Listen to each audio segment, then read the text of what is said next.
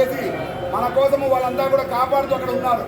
కాబట్టి వాళ్ళందరికీ కూడా ధైర్యం కలగాలి, శ్రేయస్సు కలగాలి, ఆరోగ్యంగా ఉండాలి, విజయ పరంపరను వాళ్ళు కొనసాగించాలి అని చెప్పేసి మనం అందరం సంకల్పం చేసుకోవాలి. నిన్నటి నుంచి ఈరోజు మనకి ఇక్కడ పూజలు ప్రారంభమైన బ్రహ్మోత్సవాలు. నిన్న మేము స్వామి దగ్గర సంకల్పం చెప్పాము. ఈ 5 రోజులు జరిగే ఉత్సవాలలో కూడా మన భారతదేశానికి విజయం కలగాలని చెప్పి కూడా సంకల్పం చెప్పడం జరుగుతుంది.